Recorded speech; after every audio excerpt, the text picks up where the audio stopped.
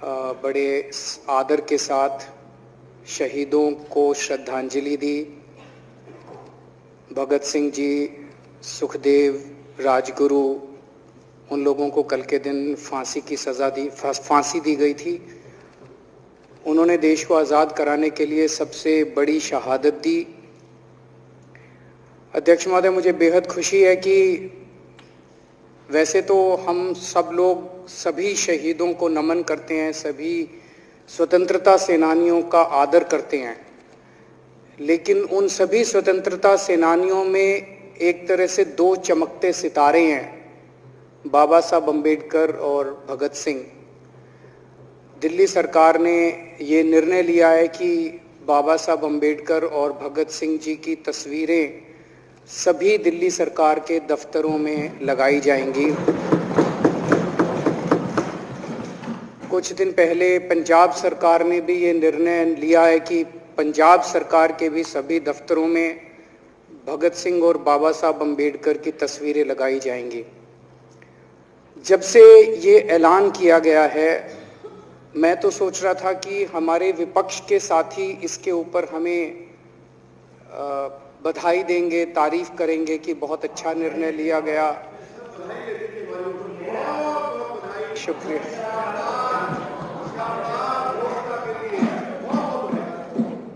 लेकिन जब से ये ऐलान किया है कि इतना, यहां तो कहने के लिए कह दिया, बाहर एक मिनट, मेरे को पूरा, हमें इतना क्रिटिसाइज किया जा रहा है। बीजेपी वाले कह रहे हैं कि बाबा साहब अम्बेडकर और भगत सिंह की क्यों लगाई, सावरकर की क्यों नहीं लगाई, हेडगेवार की क्यों नहीं लगाई। तो मैं कह रहा हूं भाई, सावरकर की और हेडगेवार की तुम लगा लो। अब देखो, जो बोल रहे थे उसमें तो किसी ने टिप्पणी नहीं की। मैंने कहा भाई सावरकर की बोल रहे हैं, सावरकर की और हेडगेवार की तुम लगा लो, हम बाबा साहब अम्बेडकर की और भगत सिंह की लगा लेते हैं। कांग्रेस वाले चिल्ला रहे हैं, इंदिरा गांधी की क्यों नहीं लगाई, राजीव गांधी की क्यों नहीं लगाई, सोनिया गांधी की क्यों नहीं लगाई। तो हम कह रहे हैं भाई, इंदिरा गांधी की तुम लगा लो, हम तो बाबा साहब अम्बेडकर की और भगत सिंह की लगाएंगे। अध्यक्ष महोदय, मेरे को पता नहीं था ये लोग बाबा साहब अम्बेडकर और भगत सिंह से ऐसी नफरत क्यों करते हैं सारे प्रतिपक्ष के लोग। मैं आपको बताता हूं क्यों करते हैं, और खासकर बीजेपी वाले बाबा साहब अम्बेडकर से इतनी नफरत क्यों करते हैं, मैं बताता हूं आपको। बाबा साहब अम्बेडकर ने संविधान बनाया, मैं बता देता हूं आपको, आप भी सेटिस्फाई हो जाओगे।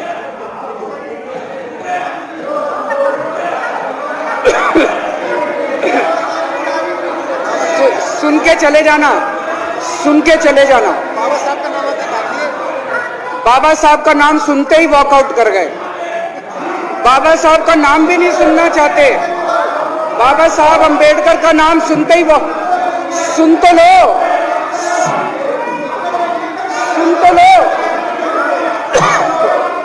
वो तमाशा, और ये सब कुछ जो इन्होंने बोला वो सच बोला। सुन तो लो।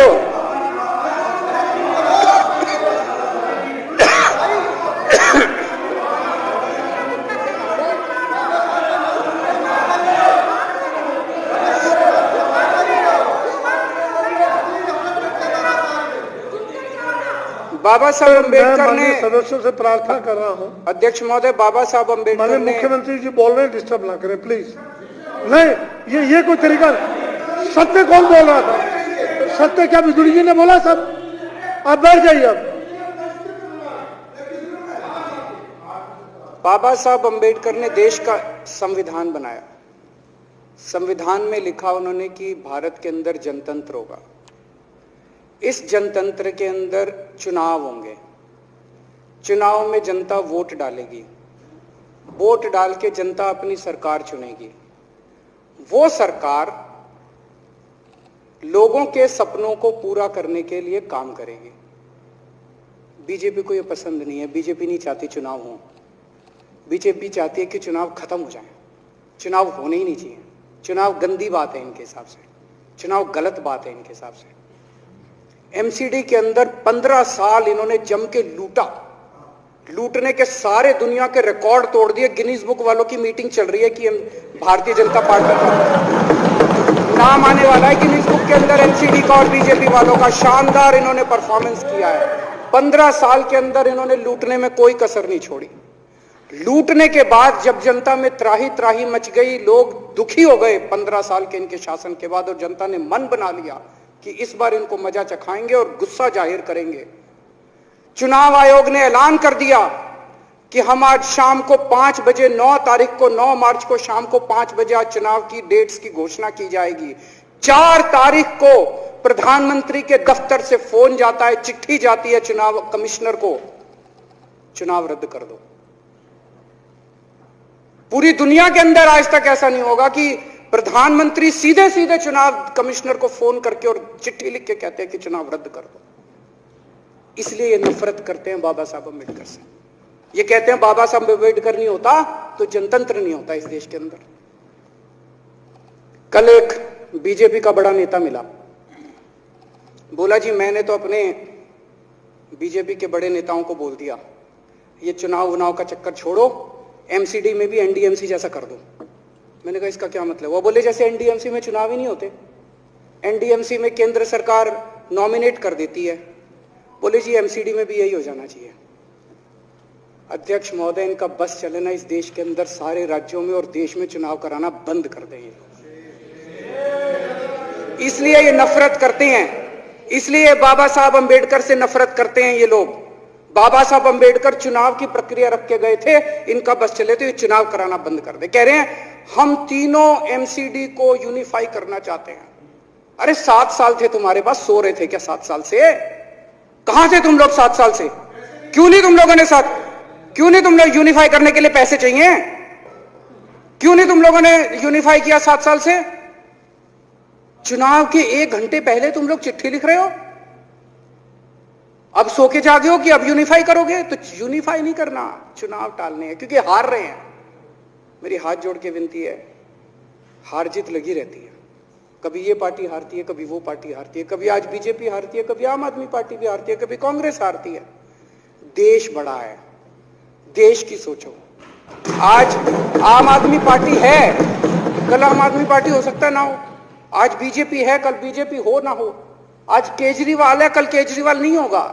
आज मोदी जी हैं, कल मोदी जी नहीं होंगे। कोई बड़ा नहीं है, देश बड़ा है, मुल्क बड़ा है, कौम बड़ी है, समाज बड़ा है। देश को नहीं झुकने देना, देश को नहीं टूटने देना, देश को नहीं किसी भी हालत में देश पे आंच नहीं आनी चाहिए। ये लोग देश के साथ खिलवाड़ कर रहे हैं, ये लोग संविधान के साथ खिलवाड़ कर रहे हैं। कह रहे हम यूनिफाई करना चाहते हैं। इन्होंने एक चिट्ठी लिख दी चुनाव आयोग को कि हम तीनों एमसीडी को यूनिफाई कर रहे हैं, इसलिए चुनाव टाल दो। चुनाव आयोग ने चुनाव टाल दिया। कल को दिसंबर में गुजरात के चुनाव हो रहे हैं। अब जनता कह रही है ये गुजरात हारेंगे। अब अगर ये गुजरात हारेंगे तो ये 10 दिन पहले चिट्ठी लिख देंगे चुनाव आयोग को कि भाई हम गुजरात को और महाराष्ट्र को एक कर रहे हैं, इसलिए गुजरात के चुनाव टाल दो। गुजरात के चुनाव टल जाएंगे। अगली बार ये लोकसभा हारेंगे, चिट्ठी लिख देंगे जी ये पार्लियामेंट्री फॉर्म ऑफ सिस्टम बड़ा खराब है, हम प्रेसिडेंशियल फॉर्म ऑफ सिस्टम ला रहे हैं, संविधान बदल रहे हैं, चुनाव टाल दो। चुनाव टल जाएंगे। ये क्या मजाक बना रखा है इन्होंने, नौटंकी कर रखी है इन्होंने। भारत जनतंत्र है, देश ये बर्दाश्त नहीं करने वाला जो इन्होंने नौटंकी कर रखी है। कहते हैं हम दुनिया की सबसे बड़ी पार्टी हैं, हम तो जी दुनिया की सबसे छोटी पार्टी हैं। फिर भी डर गए तुम लोग।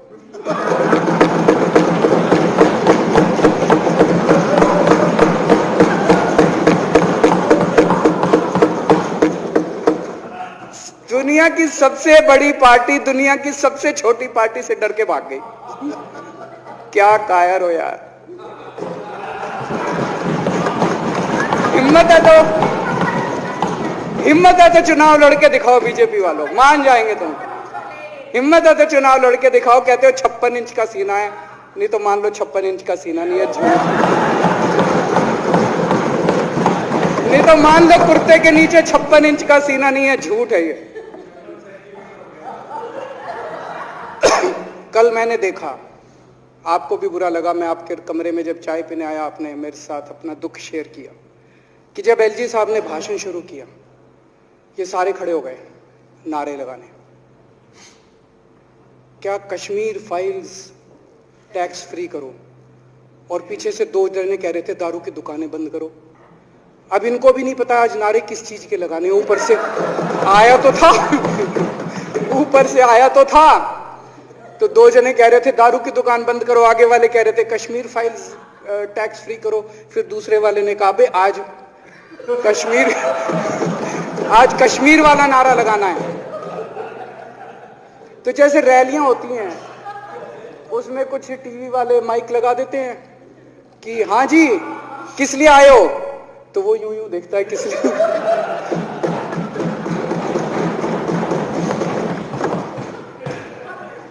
क्या हाल बना दिया इनका। इसलिए थोड़ी राजनीति में आए थे, इसलिए थोड़ी राजनीति में आए थे। एक पिक्चर आई थी बंटी और बबली, उस पिक्चर में एक सीन था, कुछ लोग एक नेता के घर के सामने जाते हैं, हमारी मांगे पूरी करो, हमारी मांगे पूरी करो। नेता बाहर आता कहता है क्या मांगे हैं, तो सारे एक दूसरे की तरफ, उनको पता ही नहीं क्या मांगे। आज सारे देश की सारी भारतीय जनता पार्टी एक पिक्चर के पोस्टर लगा रही है गली गली में जाके। पूरी सारी भारतीय जनता पार्टी देश में एक पिक्चर के पोस्टर लगा रही है। इसलिए राजनीति करने आए थे, पिक्चरों के पोस्टर। अपने बच्चों को क्या जवाब दोगे? घर जाके बच्चे पूछेंगे पापा क्या काम करते हो? पिक्चरों के पोस्टर लगाता हूं।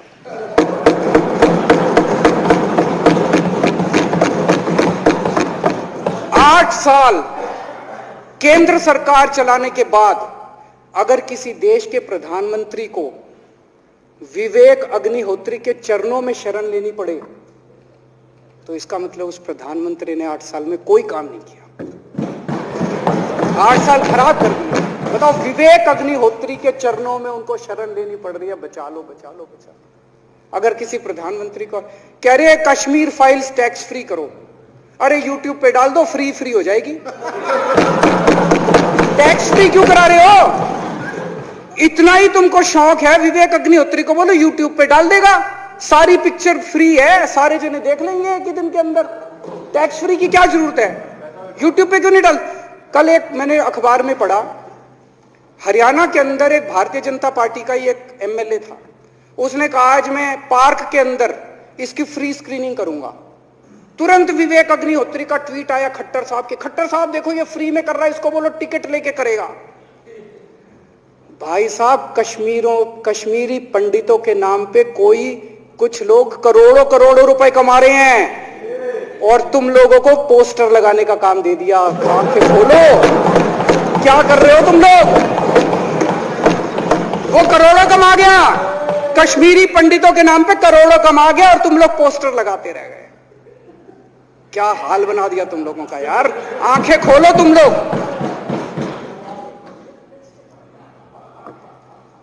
भेड़ बकरियों की तरह हाँक रखा है पूरे बीजेपी वालों को, भेड़ बकरियों की तरह हाँक रहे हैं। एक दिन बोले 3 का कृषि कानून लेके आए हैं, बहुत शानदार है, और फिर नीचे मैसेज आया भाई सारे जने तारीफ करो मोदी जी की। सारे बोले वाह मोदी जी वाह, क्या मास्टर स्ट्रोक है।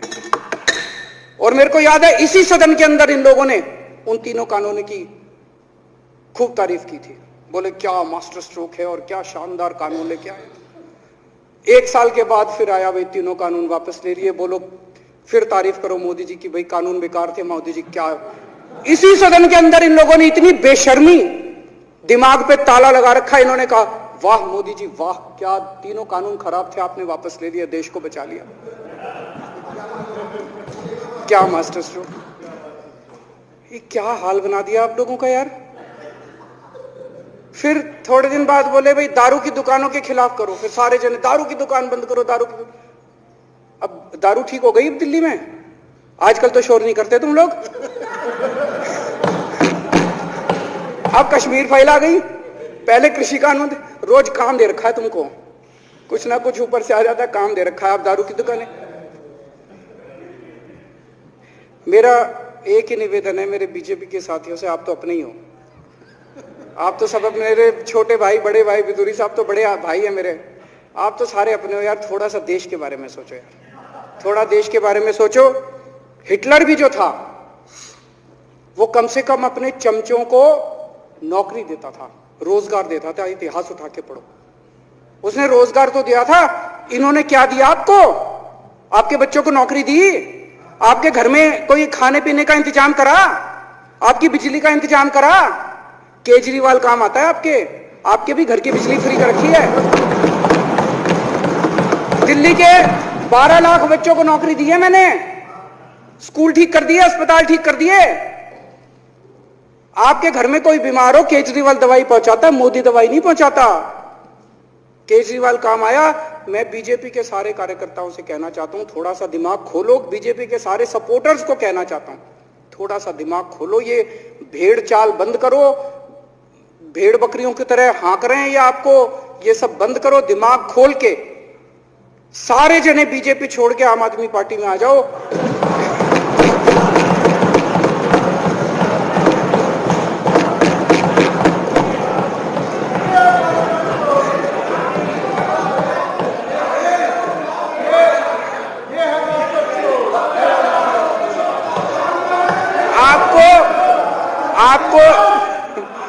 आपको इज्जत मिलेगी, सम्मान मिलेगा। आपसे कतई झूठे नारे नहीं लगवाएंगे।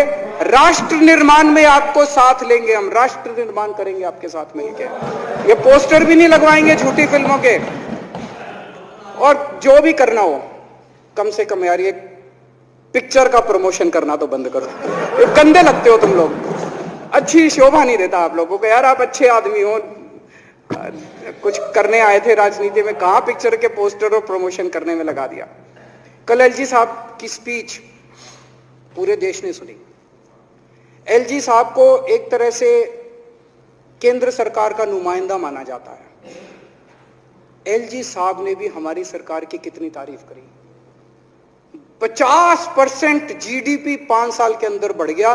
भारत में आज तक कभी किसी राज्य का नहीं हुआ। इतने शानदार काम दिल्ली सरकार ने किए हैं कि केंद्र सरकार द्वारा नियुक्त एलजी साहब ने भी दूसरी सरकार की, आम आदमी पार्टी की सरकार की भूरी भूरी शब्दों में तारीफ की। मैं एलजी साहब का बहुत बहुत शुक्रिया अदा करना चाहता हूं और इस धन्यवाद प्रस्ताव का समर्थन करता हूं।